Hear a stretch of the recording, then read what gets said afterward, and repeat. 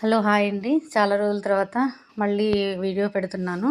ఈరోజు నేను chapati egg roast చేస్తున్నాను. అవి ఎలా చేయాలో మీకు చూపిస్తాను. ముందుగా అయితే మీకొక వెజిటబుల్స్ ఇంట్లో ఏవైనా ఉన్నట్లయితే అవి కట్ చేసుకొని ఏవైనా ఏసుకోవచ్చు. నాకైతే అవైలబుల్‌గా క్యారెట్, క్యాప్సికమ్, స్ప్రింగ్ ఆనియన్స్ ఉన్నాయండి. క్యాబేజీ కూడా వేసుకోవచ్చు. చాలా బావుంటాయి. అన్నీ పొడుగ్గా కట్ చేసుకోవాలి. ఆనియన్, పచ్చిమిర్చి కూడా కట్ చేసుకొని పక్క పెట్టుకొని, ఇవన్నీ కొంచెం ఆయిల్ వేసుకొని దాంట్లో ఒక్కొక్కటిగా యాడ్ చేస్తూ ఉడికించుకోవాలి. లైట్‌గా ఉడికించుకోవాలండి. కొంచెం పచ్చి పచ్చిగానే ఉంటే టేస్ట్ బాగా ఉంటుంది. మొత్తంగా ఉడికించకూడదు. కొంచెం సాల్ట్ ఏసి మూత పెట్టుకొని ఒక 2 మినిట్స్ అలా ఉడికించుకోవాలి.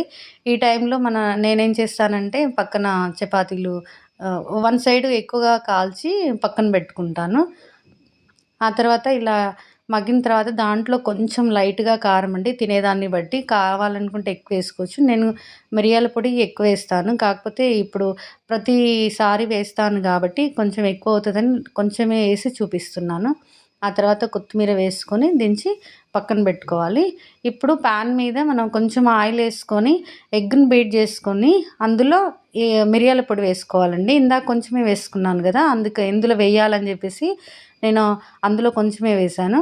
ఆ తర్వాత వన్ సైడ్ మనం ఎక్కువ రోస్ట్ చేసాం గదండీ! అందులో ఆ పైపు మనము ఎగ్ మీద వేస్తే అది కాలిపోతుంది గదా! కాలి ఉంటుంది గాబట్టి మనకు రోస్ట్ అయిపోతది. అలా చేసి పెట్టుకోవాలి. అలా ఇంకోటి గూడా నేను చేసి పెట్టుకుంటున్నాను. ఇలా చేసుకున్న వాటి మీద ఇందాక మనము రెడీ చేసి పెట్టుకున్నటువంటి వెజిటబుల్ కర్రీ స్టఫ్ అయితే ఉంటుంది గదా! అది పెట్టుకొని కొంచెం మళ్ళీ మిరియాల పొడి వేసుకోవచ్చు. ఇన్ని సార్లు వేస్తుందనుకోకండి. కొంచెమే లిటిల్ బిట్ వేస్తున్నాను. చాలా తక్కువ వేస్తున్నాను. ఎక్కువ స్పైసీగా ఏముండదండి. ఉన్నా గూడా బావుంటుంది.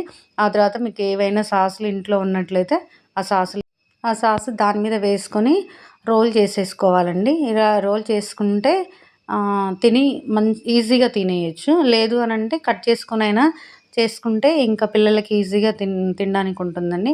నచ్చాయి అనుకుంటున్నాను. యమ్మీగా టేస్టీగా ఉండే చపాతీ ఎగ్ రోల్స్ రెడీ అండి.